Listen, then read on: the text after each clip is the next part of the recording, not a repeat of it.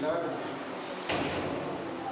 Friends, हम देख रहे हैं क्लास 9 में science and technology life processes in living organism. ठीक है, अब हम इसमें अपने शरीर में बहुत सारी लाइफ प्रोसेसेस होती हैं। ठीक है, ट्रांसपोर्टेशन, डाइजेशन, रेस्पिरेशन होते कि नहीं। तो हम इसमें सबसे पहले देखेंगे ट्रांसपोर्टेशन। क्या देखेंगे? ट्रांसपोर्टेशन।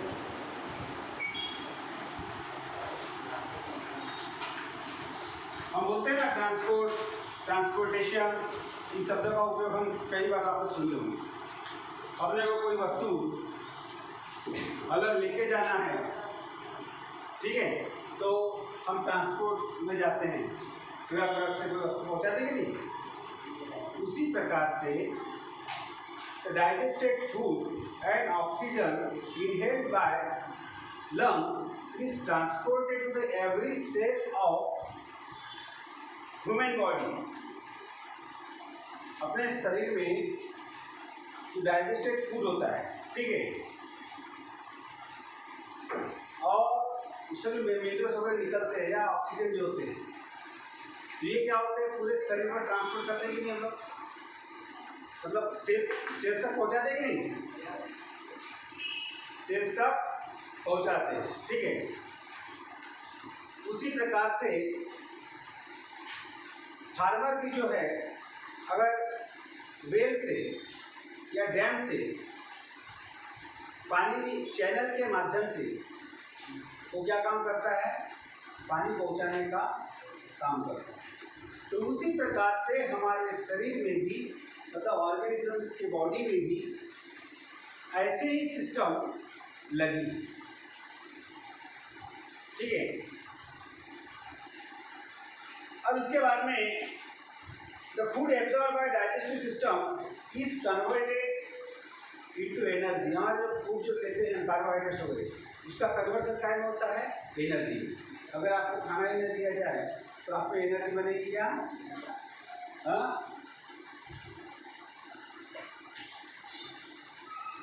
एनर्जी बनेगी क्या? नहीं बनेगी। ठीक है, और उसके बाद में एनर्जी बनने के लिए वो जो फूड वगैरह है, ये ब्लड के माध्यम से पूरे सेल्स तक को पहुंचाया जाता है, ऑक्सीजन वगैरह। ठीक है, तो हम बोलते हैं ट्रांसपोर्टेशन। ठीक है, by the process of transportation, a substance is either synthesized or absorbed in one part of the body and reaches the another part. जहाँ पर भी अगर कोई पदार्थ बनता है और उसको ट्रांसपोर्ट किया जाता है, उसके माध्यम से वो वहाँ तक पहुँच जाता है। ठीक है, इसी को बोलेंगे हम ट्रांसपोर्टेशन। ठीक है, मोस्ट ऑफ द एनिमल्स जो है, these animals are move from one place to other place. यानी एक जो एनिमल्स जो है वो एक स्थान से दूसरे स्थान तक वो जा सकता है। But in case of plants, the plants are stationary. ठीक है, there are but plants not, मतलब प्लांट कैसा होता है, स्टेशनरी, एक ही जगह होता है। ये काम का पेड़ एक जगह से दूसरी जगह जा सकता है क्या? ये पॉसिबल नहीं। सही बात है। और उसके बाद में there is many dead cells in the plant body. Plant body में बहुत सारे डेड सेल्स होते हैं, मरे हुए सेल्स होते हैं। आपने सेल्स में देखें, बाल वगैरह देखते हो ना, वो डेड सेल्स भी उसमें बहुत सारे पाए जाते हैं। तो in case of plants they need less energy as compare to animals. Animals की तुलना में प्लांट्स को एनर्जी की मात्रा कैसी लगती है? कम लगती है। प्लांट्स को एनर्जी कैसी लगती है? कम लगती है। किसकी तुलना में? एनिमल्स की तुलना में। ठीक है, अब ये जो है जिस प्रकार से प्लांट्स नीड कुछ मिनरल्स, प्लांट्स को भी मिनरल्स की जरूरत प्लांट्स को भी है। कौन से मिनरल्स लगते हैं इसको? जैसे manganese, sodium, magnesium, phosphorus, nitrogen, ये जो है ये मिनरल्स, ये एलिमेंट्स उसको भी आवश्यक है, इसको प्लांट्स को। समझ में आ गई बात? जिस प्रकार से हमको कार्बोहाइड्रेट्स, प्रोटीन वगैरह की आवश्यकता पड़ती है ना, उसी प्रकार से इनको भी कुछ मिनरल्स की आवश्यकता पड़ती है। तो ये सब मिनरल्स का मिनरल जो है इसका सोर्स क्या है? सोर्स क्या है? ये मिनरल्स प्लांट्स को मिलती है मिट्टी से, सॉइल से। कहाँ से मिलती है? सॉइल से। ठीक है, मान के जब ये प्लांट्स हो गया, कोई प्लांट्स है, इसके रूट्स हो गए, तो ये जो रूट है, रूट के माध्यम से ये सॉइल से कुछ क्या होगी? सॉइल। यहाँ पे ये सॉइल में क्या है? मिट्टी। मिट्टी में क्या है? मिनरल्स है। ठीक है, तो जिस प्रकार से हमको कुछ न्यूट्रिएंट्स की आवश्यकता पड़ती है, उसी प्रकार से प्लांट्स की ग्रोथ एंड डेवलपमेंट के लिए भी कुछ मिनरल्स की आवश्यकता पड़ती है। नाइट्रोजन, फास्फोरस, मैग्नीज, सोडियम वगैरह। ठीक है, अब इसके बाद में अब ये लाएगा कहाँ से? ये कहाँ से अपने आप इसको मिलेगा क्या? नहीं, तो इसके शरीर में एक ये रूट होते हैं, जड़ें होती है कि नहीं? इन जड़ों के माध्यम से इनको मटेरियल पहुंचाया जाता है। समझ में आ गई बात? कहाँ से पहुंचाया जाता है? रूट के माध्यम से। ये मिनरल्स कहाँ मिलेंगे उसको? मिनरल्स और वाटर दोनों की आवश्यकता उसको पड़ेगी, तो ये कहाँ से पहुंचाया जाता है? रूट के माध्यम से। किस कहाँ? तो पूरे ऑल ओवर प्लांट बॉडी, पूरे प्लांट बॉडी में पहुंचाया जाता है। ठीक है, अब इसके लिए कैसा है? उसके लिए भी एक स्पेसिफिक टाइप ऑफ टिश्यूज है प्लांट्स के अंदर। ठीक है, इसमें this transportation is perform by specific tissues in case of plants. तो कौन कौन से टिश्यू है? The xylem conducts water. इसमें क्या होते हैं? इस प्लांट्स में एक टिश्यू होता है झाइलम। झाइलम क्या कंडक्ट करता है? वाटर। ठीक है, क्या कंडक्ट करता है ये? वाटर। और उसके बाद में फ्लोएम जो है वो क्या काम करता है? फूड को कंडक्ट करता है। इसमें दो फ्लोएम क्या कंडक्ट करता है? फूड। क्या कंडक्ट करता है? फूड। समझ में आ गई बात? प्लांट्स के अंदर में ट्रांसपोर्टेशन के लिए दो स्पेसिफिक टिश्यू होते हैं, झाइलम और फ्लोएम। ठीक है, तो झाइलम का काम क्या है? क्या कंडक्ट करेगा झाइलम? वाटर। फ्लोएम क्या कंडक्ट करेगा? फ्लोएम क्या कंडक्ट करेगा?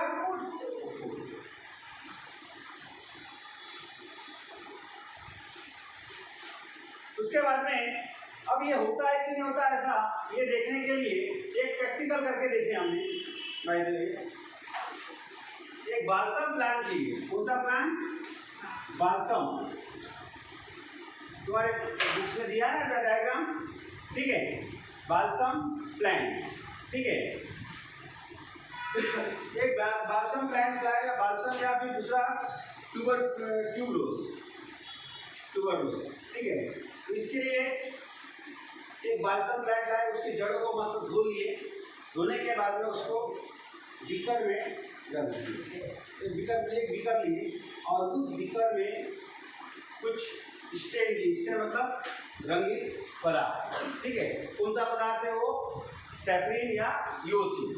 ठीक है, लाल कलर का सैफरीन या ईओसी। समझ में आ गई बात? ये ले लिया हमने। अब ये लेने के बाद इसमें इसका कलर कैसा है? रेड है मान के चलो, इसका कलर कैसा है? रेड। ठीक है, और उसके बाद में ये प्लांट्स को यहाँ पे डाल दिया हमने, जड़ें है इसकी। ठीक है, और उसके बाद में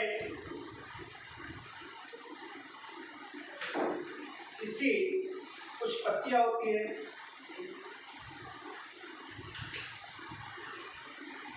लाइक दिस।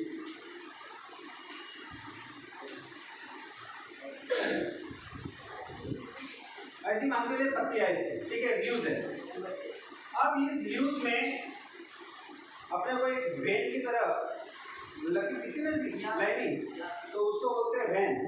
और ये वेन के अरेंजमेंट को बोलते हैं वेनेशन। क्या कहते हैं उसको? वेनेशन कहते हैं। तो इसमें ऐसी है वेन दिखाई देगी आपको, है ना? वेन दिखाई देगी ना ऐसी। अब इसको 3-4 घंटे में जैसे क्या वैसे रहने दिए, तो आप ऑब्जर्व करोगे कि ये बाल्सम प्लांट्स में से ये जो रूट है इसके, ये रूट इस वाटर को एब्जॉर्ब करेंगे। क्या करेंगे? एब्जॉर्ब करेंगे।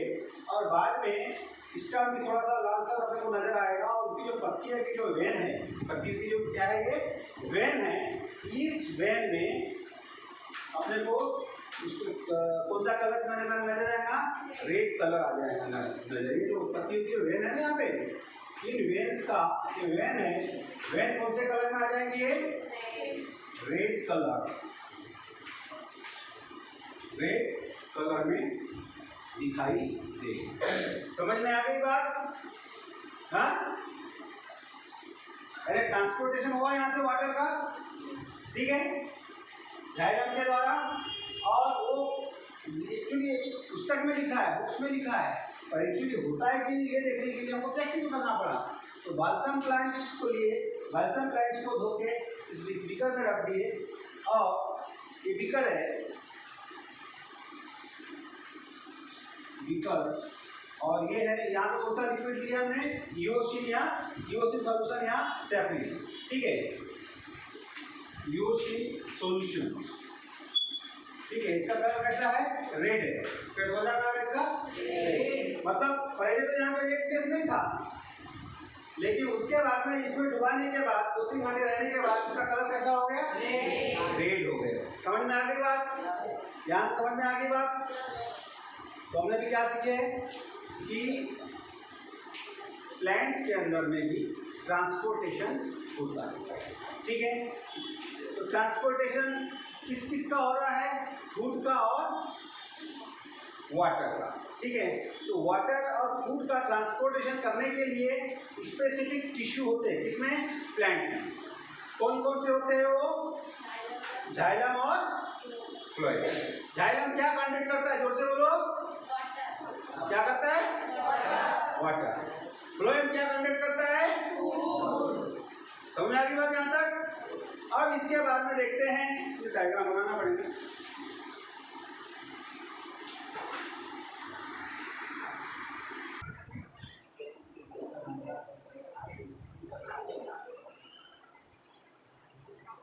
इधर देखिए, अब रूट सेल्स, तो ये रूट सेल्स है, ये रूट के सेल्स। ठीक है, ये root cells contact with water and minerals in the soil. यहाँ पे सॉइल पार्टिकल्स है। ठीक है, ये क्या है? Soil particles. और ये सॉइल पार्टिकल्स होने से, सॉइल पार्टिकल्स यहाँ पर है और ये रूट हेयर वगैरह है, तो सॉइल में मिनरल्स और वाटर रहेगा। ठीक है, अब क्या होगा? Water and minerals are enter the cell on the root surface. Root surface के ऊपर वाटर और मिनरल्स क्या हो गए? एंटर हो गए। समझ में आ गई बात? क्यों एंटर हो गए? Due to the difference in the concentration. Difference in concentration बोले तो आप जनरली ऑब्जर्व करोगे, जहाँ पानी का देखते हो, जहाँ पानी अगर ज़्यादा है तो किधर बहेगा? जहाँ पे कम है या पानी नहीं है उस साइड में पानी बहेगा। ठीक है, कॉन्सेंट्रेशन के कारण बहेगा कि नहीं? आप यदि किसान हो, आप यदि अपने यहाँ खेती का धान की खेती की जाती है, तो पानी कहाँ कौन से बंदी से दूसरे बंदी में जाने के लिए, मतलब जहाँ पे कम है, मान के दोनों का लेवल समान है, ठीक है, आपने एक बंदी में ज़्यादा पानी डाला तो दूसरे बंदी में जाएगा कि नहीं। उसी प्रकार से यहाँ पे जो मिनरल्स और वाटर का कॉन्सेंट्रेशन कैसा है, ज़्यादा है। तो यहाँ पे कम है इनमें रूट में, तो मिनरल्स का वाटर दोनों एक साथ एंटर कहाँ होंगे, रूट में, ठीक है, समझ में आ गई बात। तो water and minerals are enter into the root surface due to the difference in the concentration. Concentration के डिफरेंस के कारण वाटर और मिनरल्स क्या हो गए, वहाँ पे एंटर हो गए, ठीक है। As a result cells becomes turgid. अब मिनरल्स और वाटर सेल्स में आ जाएंगे, वो क्या हो जाएंगे, खुल जाएंगे, टर्जिड हो जाएंगे, ठीक है। This turgid cells exerts pressure on the adjacent cell. अब ये जो बड़े हो गए तो दूसरा जो उसके साइड वाला जो सेल्स है, एडजेसेंट सेल, उस सेल्स के ऊपर क्या काम करेंगे, वो प्रेशर लाएंगे, क्या लाएंगे, वो प्रेशर लाएंगे। अब दिस कॉल्ड रूट प्रेशर। जो टर्जिड सेल है वो एडजेसेंट सेल के ऊपर यदि प्रेशर लाता है तो उस सेल्स को क्या कहेंगे, रूट प्रेशर। समझ में आ गई बात। अब उसके बाद under the effect of this pressure water and minerals reaches the xylem of the root and reduce difference in the concentration, they are continuously pushed forward. अब क्या हो गया, यहाँ पे रूट प्रेशर आया तो वाटर सीधा कहाँ पहुँच जाएगा, सीधा ये जाइलम में, और वो जो डिफरेंस जो है वो कम करने की कोशिश करेगा, और वो जो मिनरल्स और वाटर्स कहाँ जाएगा, वो अपवर्ड डायरेक्शन, ऊपर की ओर वो जाएंगे। समझ में आई बात। जाइलम के माध्यम से वाटर क्या होगा, ऊपर की ओर जाएगा। समझ में आई। फिर उसके बाद में as a result of this continuous movement of water, और ये कंटिन्यू मूवमेंट चलते रहेगा, इज कंटिन्यूसली पुश्ड अहेड, यानी ऊपर की ओर वो जाते रहेगा। अब फिर इसके बाद में this pressure is sufficient to lift the water in shrubs, small plants and small trees.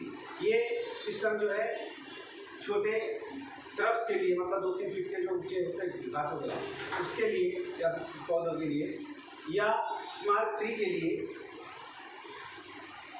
या स्मॉल प्लांट्स के लिए ये सिस्टम लागू होती है। अब देखते हैं ट्रांसपायरेशन।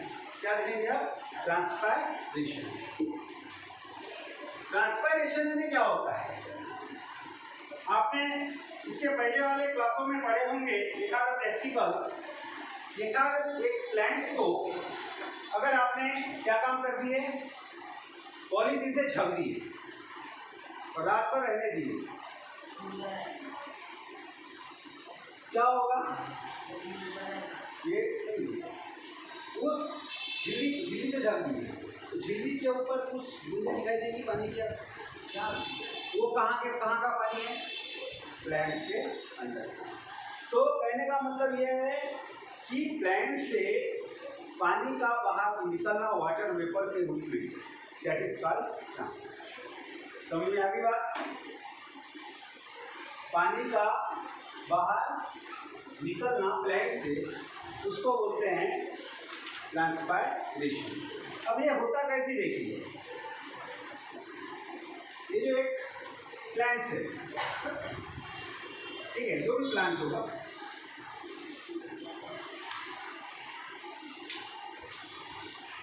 इसकी पत्तियाँ हो गई है, पत्तियों से ट्रांसपायरेशन होता है, ठीक है। यहाँ से क्या होगा, वाटर जो है, वाटर क्या होगा, बाहर निकलेगा, यहाँ से बाहर निकलेगा पत्तियों से, उस प्रोसेस को बोलते हैं ट्रांसपायरेशन। समझ में आई बात। अब ये होता कैसे देखिए, अब मान के चलो एक उसको पत्तियों का अगर सेक्शन दिए, सेक्शन देने के बाद में इसमें एक सेल्स होते हैं एपिडर्मिस ऊपर में, ठीक, क्या होती है? इपिडर्मल सेल्स, ठीक है। और इस इपिडर्मल सेल्स के बाद में कॉर्टेक्स होते हैं, मान लीजिए जैसे क्या होते हैं? कॉर्टेक्स। क्या होते हैं इसमें? कॉर्टेक्स, ठीक है। अब ये कॉर्टेक्स के बाद में फिर एक लोअर इपिडर्मिस है, मान के चलो यहाँ पे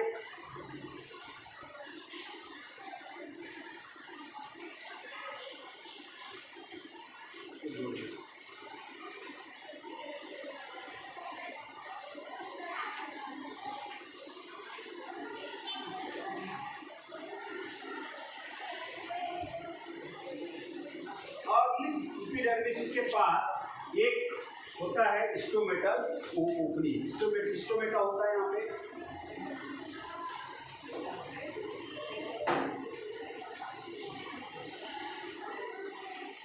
क्या होता है एपिडर्मिस में? क्या होता है? स्टोमेटा, ठीक है। यहाँ पे कॉर्टेक्स। अब इसको क्या बोलते हैं? ये जो स्टोमेटा में दो गार्ड सेल होते हैं, कौन से सेल होते हैं? Guard cells. इसमें किसको क्या बोलते हैं? Guard cell. क्या कहते हैं इसको? Guard cell. दो गार्ड सेल होती है, दोनों यहाँ से ओपनिंग रहती है, ठीक है। तो क्या होता है? यहाँ से यूवेपराइजेशन हो जाता है, बाष्पीकरण, ठीक है। यूवेपराइजेशन होने से जो पानी है इस स्टोमेटा से, इसको पूरा स्टोमेटा, इस स्टोमेटा से क्या होगा? पानी बाहर निकलेगा, ठीक है। पानी की मात्रा क्या होगी? और पानी कहाँ जाएगा? बाहर निकलेगा। क्या निकला? वाटर, ठीक है। और उसके बाद में जैसा इधर पानी बाहर निकलेगा तो इधर से जो वाटर जो है जाइलम के माध्यम से, ये जाइलम है मानते चलिए,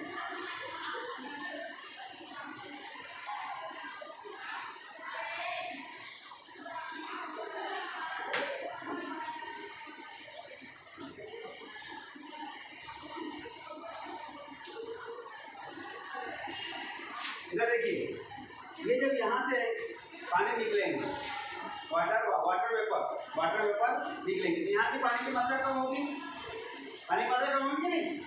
फिर यहाँ से इस जाइलम के माध्यम से ये पानी इसको प्रोवाइड होते जाएगा प्लांट, ठीक है। तो पानी रूट के माध्यम से पानी यहाँ पहुँचाने का काम तभी होगा जब उसका ट्रांसपायरेशन, समझ में आ गई बात? तो ट्रांसपायरेशन होना भी जरूरी है।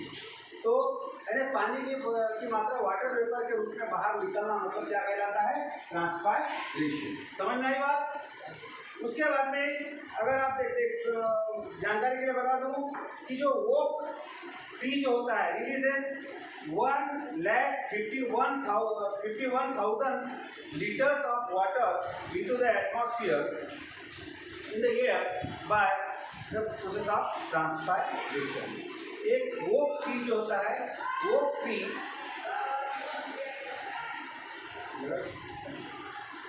ट्री जो है कितना पानी छोड़ता है? वो 1,51,000 of water in the air by process of transpiration in 1 year. एक साल में 1,51,000 लीटर पानी एक ओक ट्री ट्रांसपायरेशन करता है, पानी छोड़ता है, ठीक है। उसी प्रकार से मेज crop in the area of 1 acre give out 11,400 to 15,100 liters of water per day। ये भी एक दिन में छोड़ता है, एक एकड़ का, ठीक है।